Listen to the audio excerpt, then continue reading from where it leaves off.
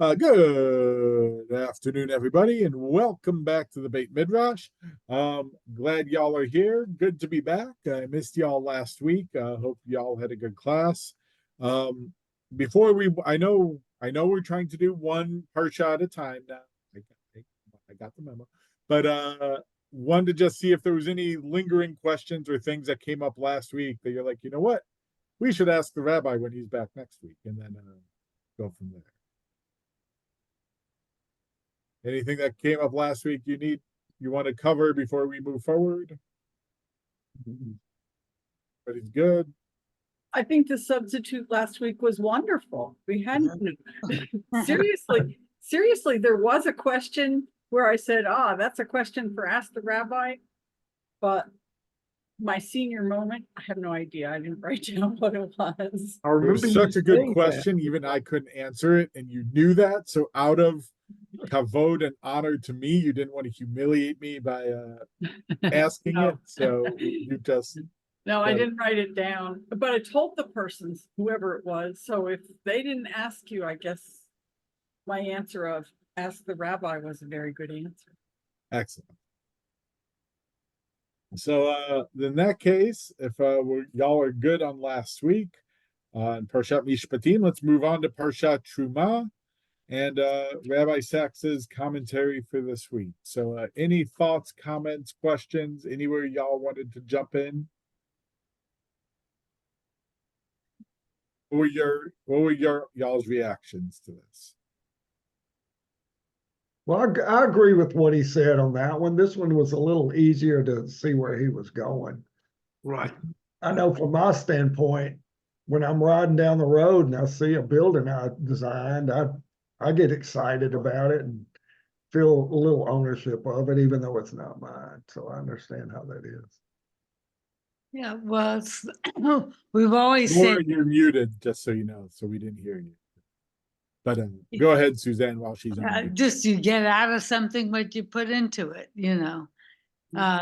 even this class, I know that if I have to prepare and study and do all that, I get a lot more out of it than if I just sit here and listen, no matter, what else is, no matter what the book or anything. So. Laura, I was just going to say that I make glass sculpture things, and I was questioning whether I was charging too much for them or not. Maybe I've overvalued them because I made them. Yeah. I understand that. Mm-hmm. I always feel like I didn't charge enough by the time I got through. So Exactly. it's interesting. I have a friend who used to work as a sofer scribe. He eventually quit, left, because he felt bad actually charging anybody for his work. He's like, I like doing this. This is fun. This is beautiful. I am having a great time. Why should I charge you for it? And his wife is like, because we need to pay bills. That's why you need to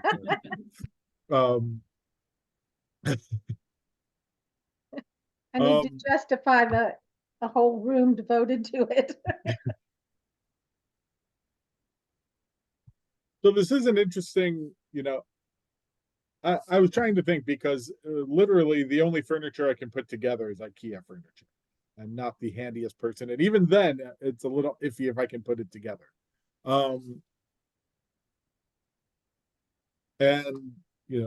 listening to you guys, I think there is something of I made this with my own hands, and so it's more important to me because I made this.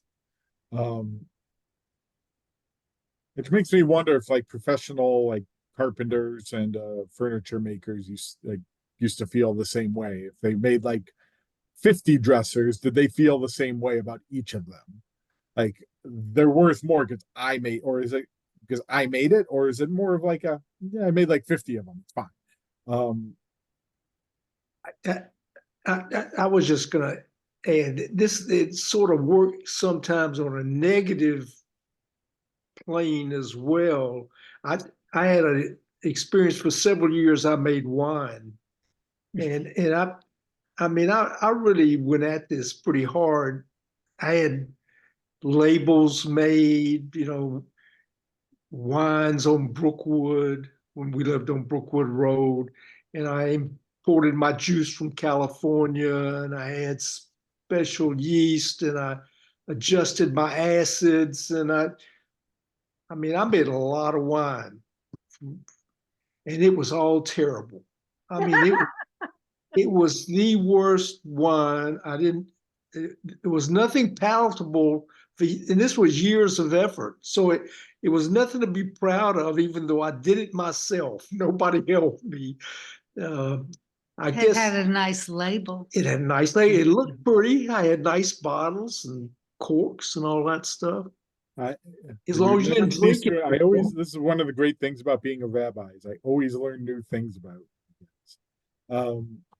I never knew that about your winemaking years, Howard. But there's a certain level of humility that goes into it. Like, when you make it and it's good, there's like a certain level of pride you have because you made it. If you make it and it's bad, it's kind of like, I'm not a professional vintner. So, I tried. I do remember once trying to hang a shelf and it was like crooked and it looked awful. And I was just like, this is terrible. I've gotten better. Not by all. And so, yes, it does work both ways, I suppose, that, but I wonder, do we have a little more compassion for ourselves when we make something ourselves that's not really our wheelhouse and it turns out awful?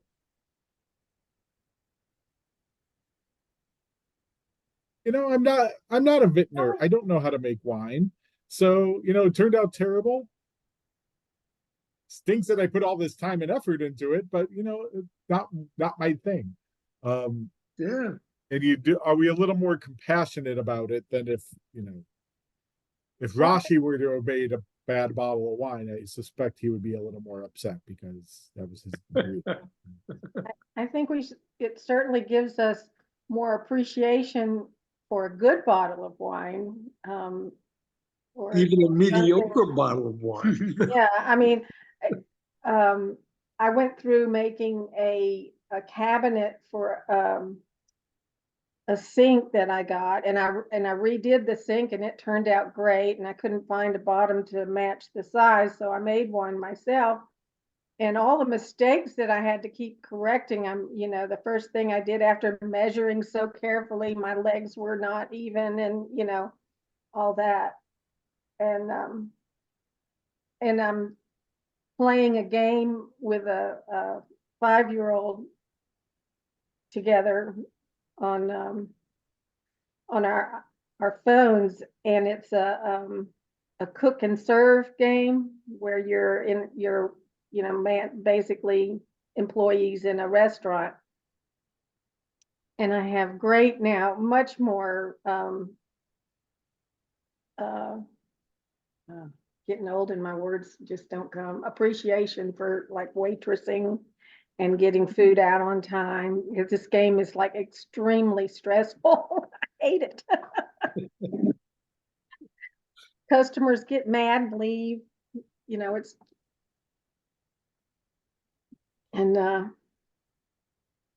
but that's it. End comment. So, he takes this principle of us valuing something we made more and applies it to the Mishkan. And, there's a reason God gives us this task to do in this parsha. What were your guys' reactions to that?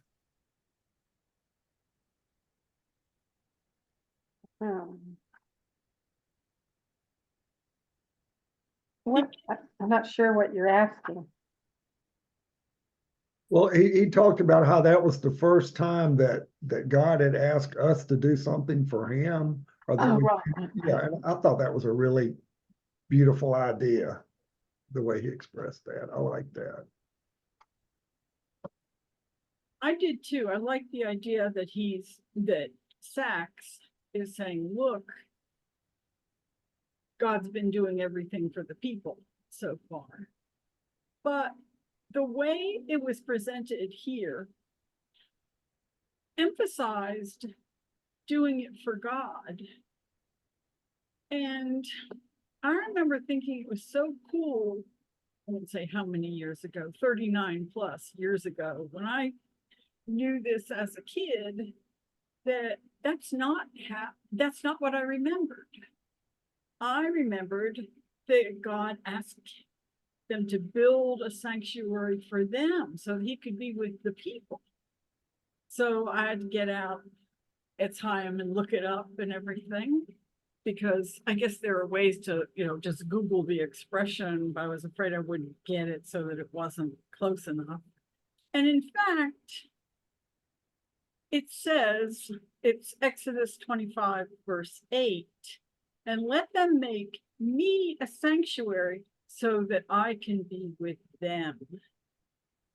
So I thought Sacks was maybe pushing the idea of people building the sanctuary for him, for God, God, not sex. Not gender, sorry, not sex. So instead of God's doing things for the people, he asked them to build a sanctuary so that he would have a home on earth to be with them. And he says or Sacks does say, it wasn't about God having a place, but he made a big deal about saying, it's the bottom of page 98. Instead of his doing, last paragraph, instead of his doing things for them, he commanded them to make something for him. And he does explain it a little bit. I just wish he had gone back and said what I remembered, that he asks them specifically, make it so that they have a place that they can share with him. But Sacks goes on and goes into Isaiah and talking about, can you build it for me? So that just struck me as, even though I really appreciate pointing out that this is the first time they're doing something for themselves or for him, it bothered me that Sacks seemed to have missed a point that was so noticeable to me as a kid. There's a different point that I thought they missed that he could have made too. But Suzanne, it sounds like you were about to say something. Oh, excuse me, I got a phone call. Oh, okay. It does bring up that is an interesting question, is, Vasuli Mikdash Shachanti Betocham, right? Like, build me a sanctuary, they shall build me a sanctuary so that I may dwell among them. Written, it does kind of sound like, to quote the movie, if you build it, I will come. Right? Like, if you build the sanctuary, then I will dwell among you. It's kind of the way it's structured. So it does sound like a little bit of it's for both of them.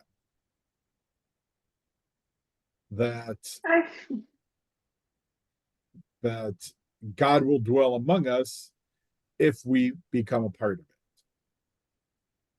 it.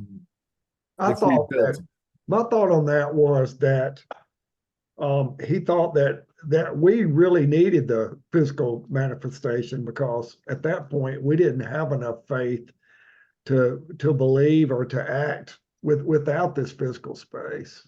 Yeah, we'll get to that when we get to the golden calf, right? Like, yeah. Well, Yeah, I think it has more to do with what human nature is, and certainly at the time, the idea that God is everywhere, but you can't see him or hear him or give any kind of proof to it, that if they build a temple and have some sort of skin in the game, that it would be more real to them and they could, you know, feel his presence in a place that they themselves made holy. Does that make any sense? Yeah, I'm kind of trying to play it out in my head. Is it, how much of it is that God wanted this mikdash so that God had a place to go, and how much of it was God wanted this mikdash so that the people had a place to go? There's the famous Hasidic story of the boy who goes out into the woods every day and you know spends like a couple hours out in the woods and finally, like, one day the father goes, where are you going? He's like, I'm going out to the woods. Like, well, why? It's like, because I want to talk to God. What do you need to go out in the woods for? God's the same everywhere. Boy goes, God's the same everywhere, but I'm not. Yeah. So, how much of it is playing into that a little bit? That, yes, we can talk to God anywhere, but we want to create a space where we are different because we built something so that we can communicate with God in that space. Which, Or, oh, sorry. go ahead. I'm sorry. I was just going to say, people are naturally distracted by the world around them and what's going on in the world around them. And here's a place where we can be not so distracted and focus on God. Which is why I love on top of our ark, it says, Dalif nemi ata omed, know before whom you stand, right? So when you're in that building, you should be focused more on that knowledge of whom before whom you're standing at that moment than you might be, walking down the street or going to Publix. I see it a little bit different. I mean, I think we're talking about a very primitive people, and they're really used to seeing gods that you could see or touch or feel their presence or whatever. But they're this is a totally different kind of God, and getting this kind of God that's everywhere. I can sort of see where that's not so easy to embrace, and to have something solidified where it's this building has God in it, would be an attractive thing. And if you had something to do with building it or paying for it or contributing to it, that's even better. Yeah, that was one of the thoughts I was having was,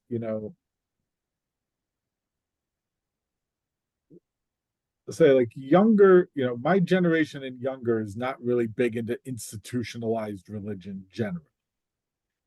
But, in particular, they also don't see a huge value in building having a spiritual value. Right? Going to the synagogue to pray doesn't hold that strong appeal to them. And taking Rabbi Sacks's commentary in the reverse, I wonder how much of it is because they haven't built it. Right? It's not their building, it's their parents' building, it's their grandparents' building, it's their great grandparents' building. It's not theirs. They had nothing to do with it. Yeah. Well, I certainly don't think that's the only reason. No, it's certainly not the only reason, but I wonder if that, has something to do with it also. It's a little different when you grow up in the building. But when you move away and go to a different synagogue, you have no connection there necessarily, other than you didn't build it, you didn't have anything to do with it. It's just kind of there for you. but you don't have that investment in something you didn't have a hand in. Rabbi, we need to teach the younger generation, and it probably starts really young. We need to teach them to be part of it. We can't just drop them off for Sunday school or whatever day religious school is on and go away. We have to model for them the importance of it. Agreed. And that's the only way they're gonna feel that they have something to look forward to, or that they are part of it. Yeah. I'll say two things to that. Way back in the day, when I was a younger man, I was in charge of a religious school, like a synagogue religious school. And, the senior rabbi was very frustrated, largely with me, because he saw it as my fault, that, none of the day school kids came for Shabbat services.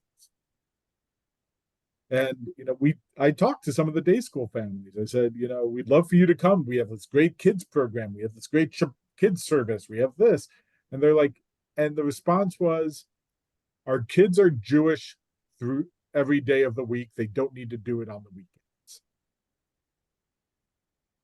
And, it always perplexed me. Like, what, to Barbara's point, like, what kind of example are you setting of saying Shabbat's not important, synagogue's not important? You can turn Judaism on and off like a light switch when you want to, when it's applicable or when it's not.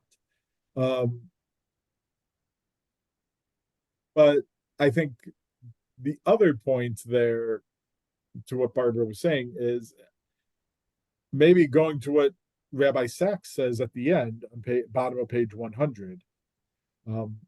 If you want people to value something, get them to participate in creating it. Maybe that's part of the solution. Is it's not, you need to be a part of what we have built. It's, we need you to build it. We need you to build something yourself. And maybe that's what synagogues have not done a good enough job of doing, is saying, we need you to build, we need you to build our synagogue. What, help us build it. You see something you don't like, you see something you want done that's not being done, help us build it. Help us create it. And maybe that's something we haven't been doing that we might need to, as synagogues as a whole, we might need to work on. See, my thought on that is it also involves, like, okay, we've studied the Mishkan and how that was built, but we need to explain how our synagogue was built and what the symbolism is in there and why it means something to us and the history of it, because, some of these kids, their families were involved with that. Like when I go into the chapel, I know we've had talk about changing it, but I'm always afraid we'll walk in one day and the latest decorators painted everything white. Well, I think they need to understand why we have that look in there and what all of that means. And maybe I've, attributed meanings to it that the original designer didn't have, but I do think there's a lot of symbolism there that would help people understand the space and appreciate it. Yes, so agreed that there's symbolism involved, and there's symbolism. Some of the symbols are older than others. And some of them are more rooted in the tradition than others. And, the power of the symbol only really comes from us people understanding and applying significance to the symbol. Yeah. Right. So, not to take a depressing example, a swastika used to be a symbol, used to be a symbol averting the evil eye. It used to be kind of like almost like an amulet. It used to have like a positive connotation of pushing off evil spirits or warding off evil, or a symbol of protection. We don't use it, like, nobody looks at a swastika that way anymore, because the symbolism has changed and evolved I over, see. due to circumstances to mean something else to the people doing it. In 300 years, might it go back to having a different symbolism? Possibly. It's a feasible thing that might have a different symbolism over time, but symbols really only as powerful as the meaning we attribute to it. What I started to say before is a lot of things we do is to give a physical presence to something that we feel, to make it more concrete. Like when you were talking about God and are we doing it for God or for ourselves? Who was it that asked? Who said, "Where is God?" Wherever we let God in. So we're making a place to let God in. We're doing a physical thing for spiritual reasons. And I think a lot of what we do, I mean, even what we put in our mouth, what we eat, or making a special dinner on Friday night, is doing a physical thing, but it's for a spiritual reason. And so that's why building the Mishkan and the details then were so important. Yes, agreed. The mystics in particular have a big view on this, on that concept of a big part of its vote, a big part of it is they talk about creating a container or a vessel, because you need to, if the vessel is not strong enough, it's not going to be able to contain the spirituality. If you don't have a strong glass of water, when you pour the water in, it's going to shatter. So you need to kind of build it up and create, and this is one of the Hasidic interpretations of this parsha, and of the verse Barbara was quoting before. Vasuli mikdash v'shachanti b'tocham. Like, you build for me a mikdash, and they interpret it as build yourself into a mikdash. Make yourself into a vessel that can contain the God's spirit, and then God will be with you in doing it. But yes, there's something about the mitzvot in which we connect, but if I just don't eat, look, if I just keep kosher, but I don't do it for God's sake, there's a level of intention that has to go into it also. Like, if I do Friday night dinners, my wife and my daughter are really big into the Gilmore Girls. They have Friday night dinner every week as a family.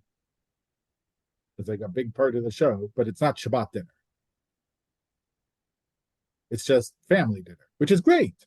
It just doesn't have the spirituality with it connected because it's not for the same intention. So how do we, there is a level at which we have to mentally prepare ourselves and mentally go into doing mitzvot in a way that they can then provide the spirituality we are looking for. Perhaps it was needed, excuse me, because as Howard said, these were people that were accustomed to having a God for this, a God for rain, a God for corn, a God for whatever. And this gave them something physical to relate to. So the physical presence, I think, becomes important to this early people. So I'm not disagreeing. I think where I'm thinking is, does the mikdash become, or the mishkan become enough? Because there's some debate about this among the commentaries. Is in a couple weeks we'll read the golden calf, and what's going on in the golden calf? They're the same thing, is that they want a physical representation. Now, where the rabbis argue is who do they want the physical representation of? There's some scholars who actually argue that they're trying to replace Moses. It actually has nothing to do with God, but that it's Moses has disappeared. They need a new leader they need something physical. Moses is the one physically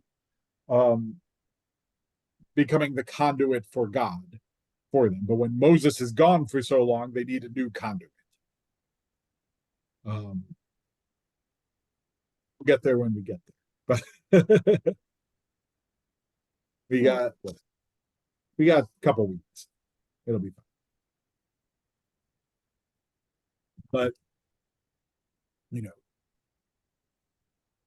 he talks about this in terms of the Mishkan and building something you're proud of and giving people a challenge and responsibility as a way of making it meaningful. And I'm wondering how much of that we need to do for our own spiritual lives too, to have a challenge and a responsibility in our own spiritual lives to make it meaningful. When we're waiting for somebody else to do it for us, we're never going to find it. But when we give people the responsibility of, you want to find more spirituality, here's a list of things to do. Build yourself into it.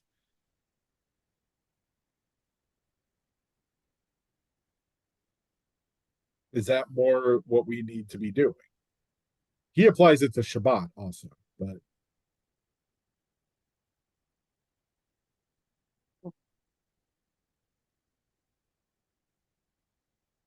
I think ritual and habit are really important. So here, it's not, well, the mitzvot, et cetera, that they got before, this gives them a place to apply or to consciously do something and think about it. But just thinking about what you brought up before about the younger generation, you being the younger generation, but how much has ritual or habit been something that the younger generation, that anybody who's not in Beit Midrash is thinking about it, And do you look at yourself and say, oh, I did 10 today. Oh, I didn't do any today. Oh, I was just in Alabama today. I wasn't Jewish. And I think back in the shtetl, when everybody did it, everybody was following the same rules and regulations or habits and rituals. It was more natural than it is. And I don't mean to bring my kids up, but I have kids that one lives in a Jewish area and one doesn't. And I grew up in a Jewish area, and I could see, if you live in a Jewish area, you don't actually have to say, I'm doing this, I'm doing that, I'm doing the other thing because I'm Jewish. I'm doing that because I live on Long Island, and everybody on Long Island does this, does that. But maybe some people understand why certain things are done. And that's, I think, what we're missing. We're not passing that on to the younger generation. And I don't know whether it's the congregation's fault. We've all gotten so distracted by all the other things involved. Are you allowed to have your telephone at Shabbat dinner or at Friday night dinner? Where is your telephone? Did you drop it at the door? I think technology is a big distraction. Yeah. No, it's an interesting question. The first question that you asked about ritual, I do think people are looking for ritual because they find it in other places. So, for what, 12 weeks a year or so, they go tailgating before the Alabama game. They go to their friends' houses to watch the Alabama game. They have the foods that they eat for the Alabama game. That's a ritual. And it's often a ritual that connects you with other people who are doing the same thing, as you said. It's something that you share in common with other people, and there's a level of connection, of spiritual connection you get with them by doing it. You go to a Taylor Swift concert, you exchange friendship bracelets, you dress a certain way, you sing along. There's rituals that go into going to a Taylor Swift concert that connects you to everybody else in that building and provides you a level of connection. Where I think we might have struggled over the last, I'll say 70 to 80 years, probably 60 to 70, but is I think we've gotten caught up in the halakha without teaching the purpose. Without teaching the what? The purpose. So now some of it is survival. There are plenty of people who worked on Shabbats instead of going to synagogue because they needed the money to work on Shabbat, and wouldn't have been able to pay the bills had they taken off every Saturday.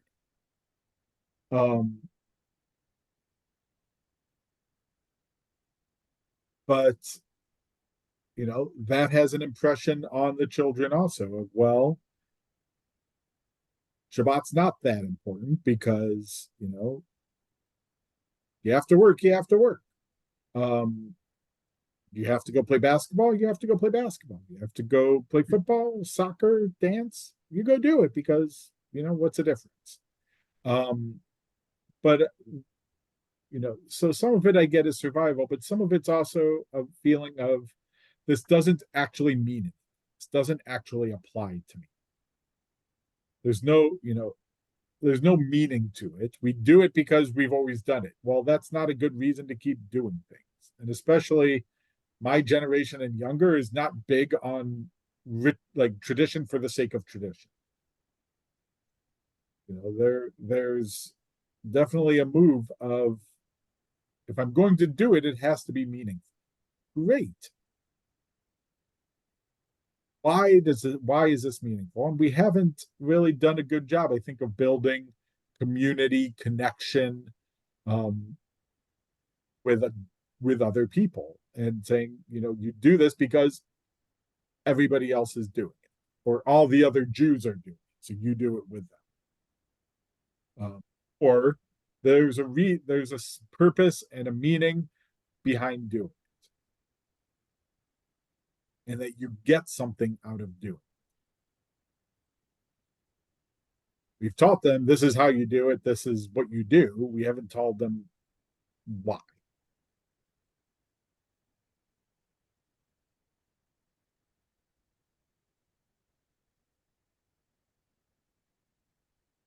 Is some of the why that just for the point of setting us as different than other people and maybe harder to be Jewish?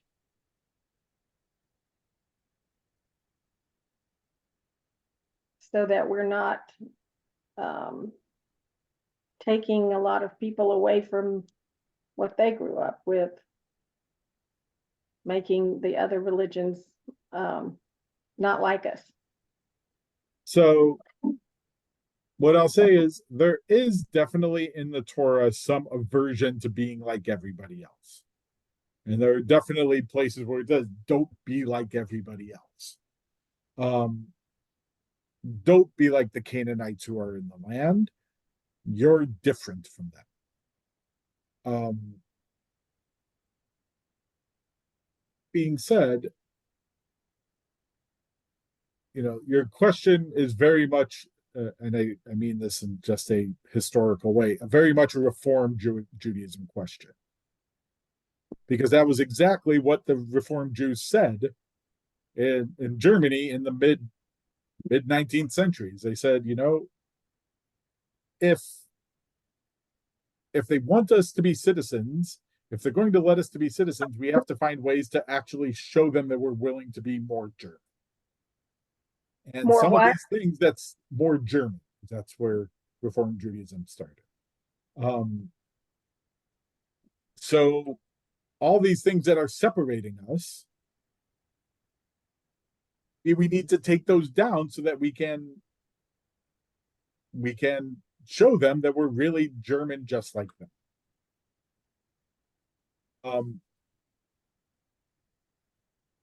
Is it hard to be different? Yes. Is it important to be different? Also, yes. And that's a little bit what we're called to do, is to be proud of the fact that we're not like everybody else, and to do our part to create a world that only we can help create.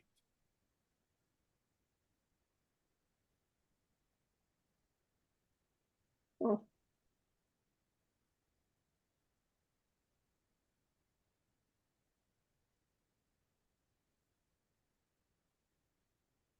I'm not trying to say anything. I don't know why I'm yellow.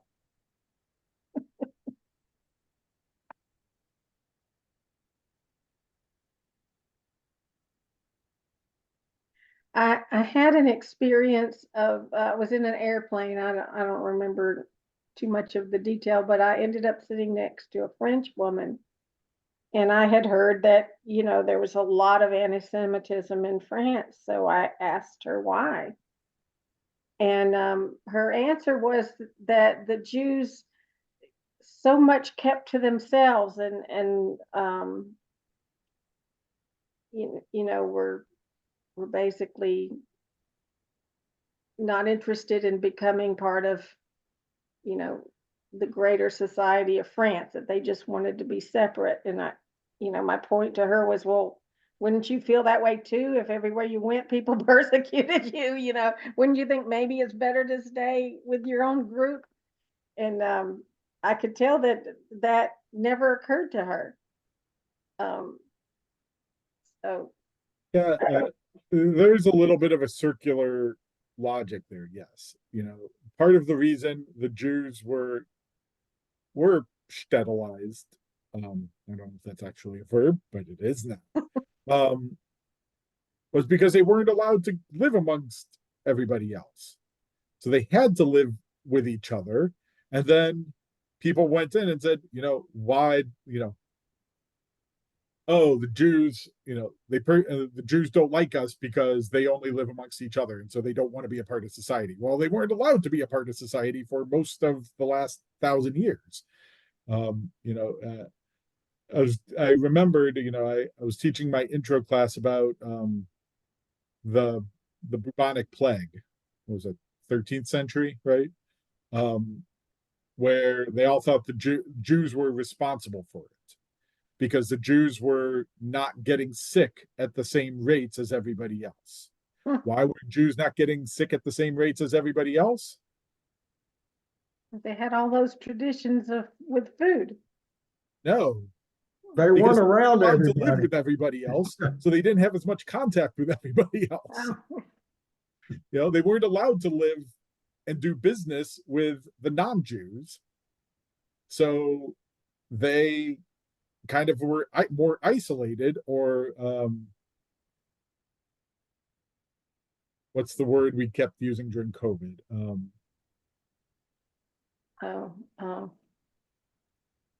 Quarantine. Quarantine. Thank Yeah. you.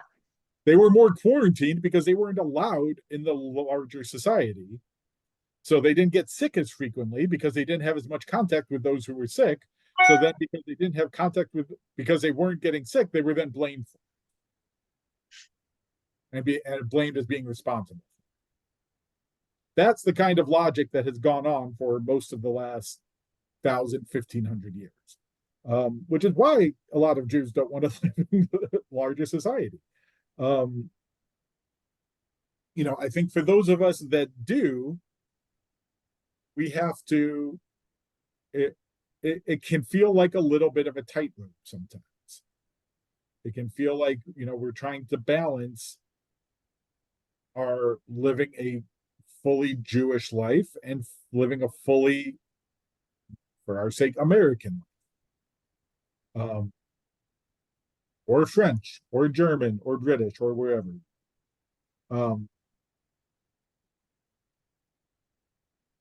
But I also, because I'm not someone who believes in isolating and quarantining ourselves, I also believe that if we're going to actually make a difference in this world, if we're going to share the wisdom that the Jewish tradition has to teach, if we're going to help build the world, be God's partners in creation, as Rabbi Sacks says, that's part of what we're supposed to be doing, we can't self-quarantine ourselves and do that. We have to go out into the world and be an active part of the rest of society to do that. But the problem is we feel like that we're creating this world that God wants us to, or that's our mission, but does the rest of the world want it? And so why are we trying to do that? It's not their vision of the world. It's maybe ours, but it's probably not theirs. What I'll kind of say, yeah, I hear what you're saying. I'm trying to think of the best way to answer it. I think where I'm thinking of it is what Judaism preaches is,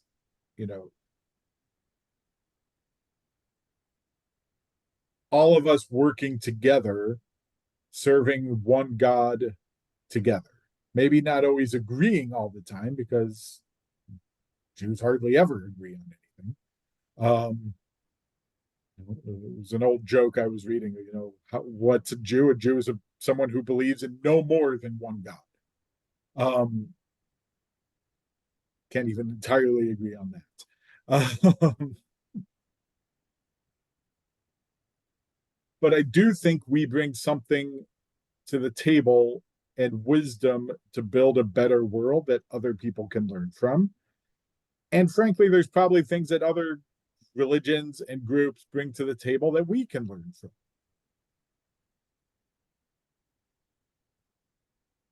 And that's how we're going to build a better world, is by learning and working together to understand each other and see where we can learn from each other.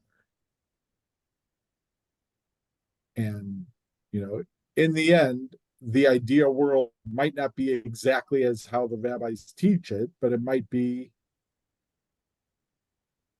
closer than we think, because it'll be a world in which we've all worked together to build towards the same common goals.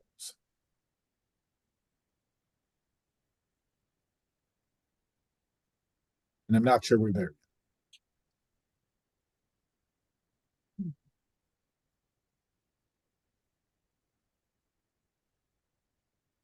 I'd like to ask a Bethel question about building something.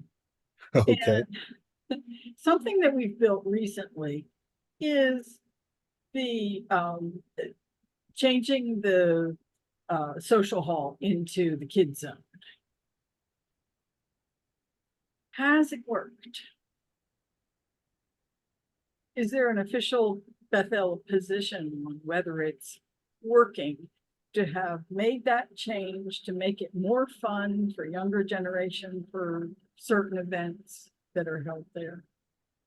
More attractive to people to become more active? Okay. I think that might answer the question, because my question was going to be, well, how do you define successful?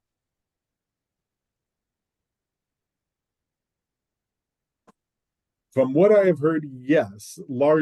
Based on what you have said, largely yes. Because those families who do have young kids really enjoy having that space and feeling like there's a space that their kids can be kids without feeling like they are, stuck without anything to do, or that it's not the parents' responsibility to find them something to do on the way, but that they have a space that their kids can come to synagogue and feel like they have a place for them.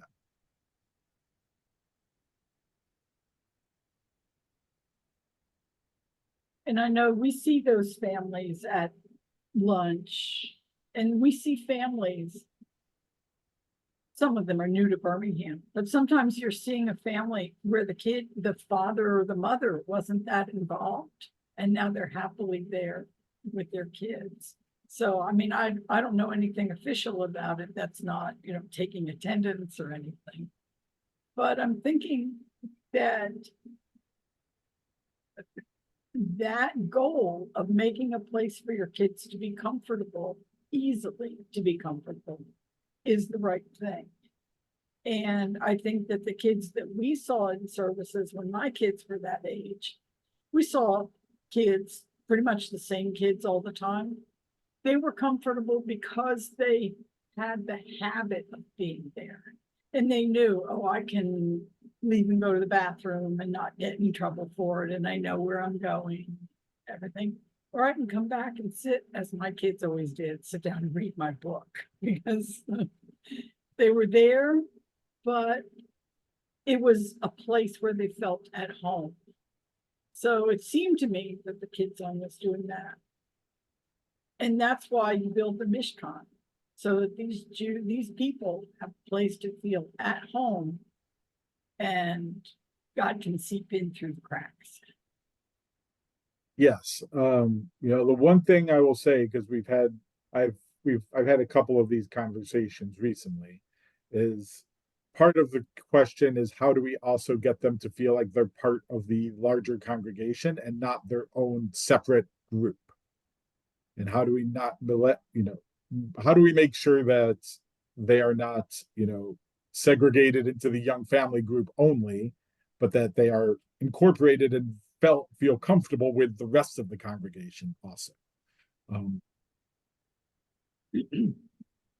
Something we need to keep building towards. But as that's ultimately, I think, Rabbi Sacks's conclusion here is, where I thought I kept waiting for him to quote Pirkei Avot, according to the work is the reward. The more you work on something, the more effort you put into it, the more you get out of it. And as he said, like, it changes you also. You are changed by the work that you put into it. And so maybe that's our challenge, is how do we build a spiritual life for ourselves that we can get the most out of? And what do each of us need to do to build that life? Not necessarily a question to answer right this second, but something for us to think about as we go through Parshat Truma over beyond. Thank you. Any final comments, questions, thoughts? My lunch is ready and it smells really good, so I'm gonna say goodbye. Have a good lunch, Eddie. Thank you. I See just ya. wanted to say the word truma, doesn't it mean contribution or something Yes. like that? Yeah. Yes, it means like it comes from a root to mean like to lift up, but it means like a donation or a contribution. It is also the single most successful fundraising campaign in history, because I've never seen a fundraising campaign that ever said, please stop donating, we have too much. That's like the ultimate nonprofit's dream, is to say, like, you know what, we have enough money, we don't need more money. to stop donating. We're not there yet, but yes. Thank you. Thank you. Thank you all very much. Have a good week, and if I don't see you before then, Shabbat Shalom. Nice to see you, Laura. Take And care, you, y'all. Rabbi, and you. I realize I'm muted again. Bye-bye. Thank you.